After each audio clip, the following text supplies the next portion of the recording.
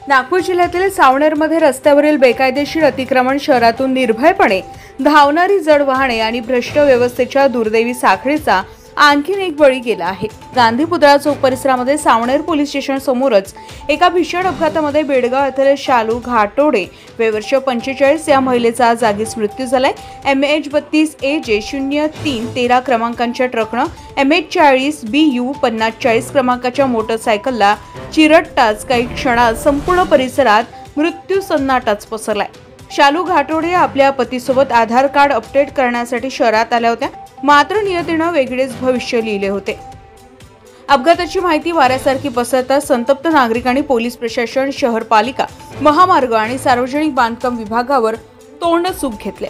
शहराच्या मध्यवर्ती ठिकाणी पोलीस ठाण्याच्या नाक्यावर टिचून अवजड वाहने धावत असतात। प्रशासनाच्या निष्क्रियतेवर संतापाचा उद्रेक झालाय। शहराभोवती बायपास अस्तित्वात असूनही मोठे ट्रक, क्रेन व इतर जड वाहने बिनधास्त शहरातूनच धावतात आणि वाहतूक पोलीस मात्र पैशाचा प्रवेश करून डोळेझाक करताना दिसतात, असा आरोप नागरिकांनी केलेला आहे। गांधी चौक ते भालेराव हायस्कूल आणि तिथून गडकरी चौकापर्यंत रस्त्यावर अतिक्रमणाचा विळखा पडलाय।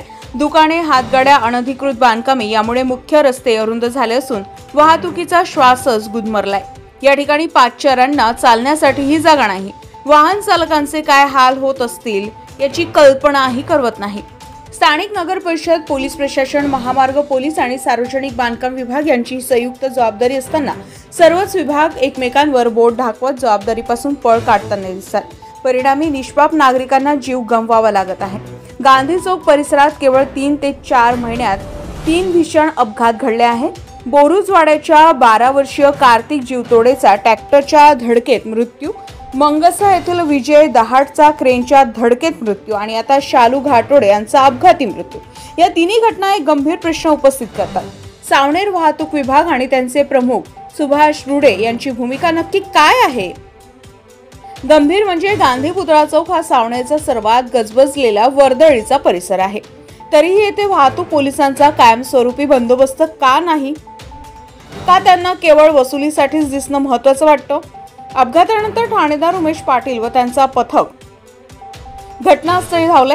हितज्योती आधार फाउंडेशनच्या हितेश बनसोड यांच्या मदतीने मृतदेह स्थानिक आरोग्य केंद्रात हलवण्यात आलाय, जिथे डॉक्टरांनी शालू घाटोडे यांना मृत घोषित केले। मृतदेह शवविच्छेदनासाठी पाठवण्यात आलाय, परंतु घटनेची अधिकृत चौकशी व दोषी वाहन चालकावर कोणती कारवाई करण्यात येणार याबाबत पोलीस तपास यंत्रणेनं वृत्त लिहिपर्यंत मौन पाळले आहे।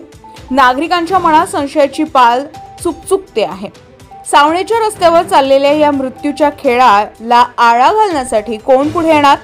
नागरिक आता या प्रश्नाचं उत्तर मागत आहेत। गजा महाराष्ट्र 24 न्यूज करता किशोर धुंडेले, सावनेर, नागपूर।